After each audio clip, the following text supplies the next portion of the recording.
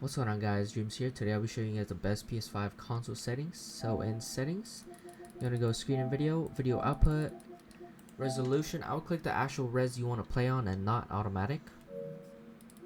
If your monitor has this, automatic. 120Hz on, of course. If you don't have 120Hz and you're on a PS5 or the new Xbox, then you're literally wasting like your PS5 performance, I guess. So yeah, I would go and invest in a good monitor that's 120Hz. Also that has VRR and ALLM if possible. So yeah, all these three should be on automatic.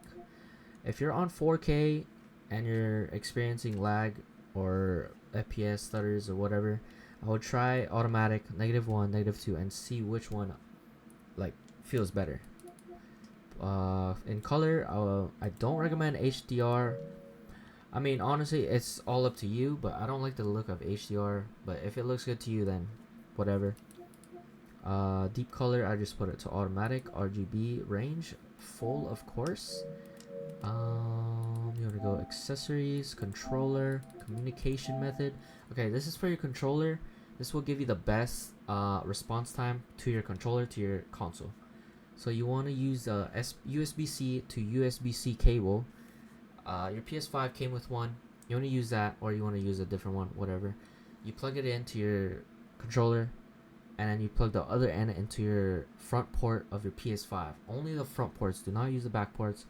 And click use USB cable. This will give you the best input lag. Next, you want to go saved data. You want to go game presets, and then you want this at performance mode, of course. That's pretty much it. That's all you need on your console. So now let's hop into the game. Alright, now we're in the game. I'll show you guys my controller settings. This is all personal preference. This is how I play, so it's pretty much all up to you. But this is my settings. Just pause it if you guys need to. And my PS5 just started to sound like a rocket. Okay, dead zone inputs depend on how bad your controller stick drift are. To find out your stick drift, I'll just search up a video. If you don't know what that is, then yeah, I'll just search it up. It's like 1-2 minute video or whatever. But I just keep mine at 5. Left stick max 90, 5, 90, and then 0, 0. I would recommend these to be 0, 0 for everyone. This is all personal preference. I play 7.7, 0.75. Everything else default. I use dynamic for the best.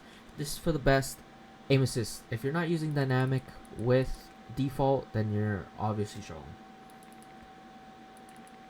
You want to go to the last option in aiming. Click on this. FOV sensitivity scaling will automatically be on. I would turn this off. It makes a big difference. Gameplay, I use auto attack sprint. I mean, there's no reason to not use this. Like, it's literally OP and broken, you know what I mean? If you're not using this, you're also trolling. But everything else default pretty much. Hybrid, of course, if you want a dolphin dive and slide. And just this is movement based. Just pause it when you guys need to. Like I said, mostly all controller settings are personal preference. So in graphics, you don't want this on. This uses like your internet while you're gaming, which is really bad, especially if you don't have a good internet or good speeds or whatever. Turn that off. Motion blur, you don't need blur. Any type of motion blur, turn it off. Film grain, you want this at 0. Depth of field, turn that off. Fidelity cast on.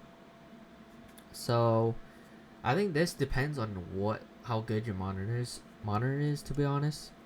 So if it's like a really high-end monitor, I would keep this at like all the way up, like 90. But like if you don't care about graphics, I would turn this like 40 maybe, like for the maximum, like less FPS drops and whatnot. But yeah, I just kept that mine at 90 just to test it out. I'll probably not use that again because it was actually terrible. But yeah, I'll keep it at 50. You don't want to use eco mode. 120Hz on, of course.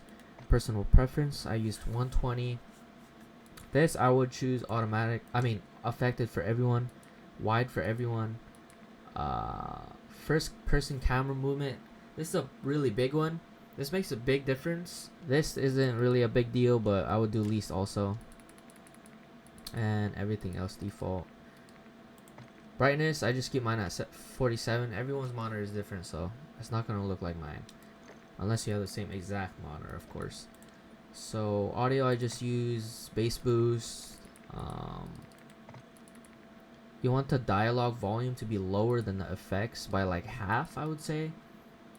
Probably even more, to be honest. I'd keep this like at 20, at 100. Keep voice chat volume low. What else do you need in here? I would turn mono audio off, reduce whatever this thing is called, put this on, take this off, and hit marker none. This makes it so like not all the unnecessary stuff is just like cut off, you know, especially with hit marker sound. You don't need, like, every time you hit a bullet, you don't need to hear the sound, you know. So yeah, I think that's pretty much it. I don't use any color customizations. I just use this.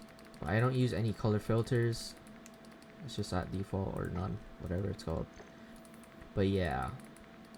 Also, if you're not using a square map, then you're trolling, because you can see way more with square map. So yeah. Also, to see your latency on PS5 console, you go to interface, scroll down to telemeter, server latency, turn it on, and yeah, that's pretty much it. Hope you guys enjoyed. Like and subscribe. Road to 11K. I'll see you guys next time. Peace.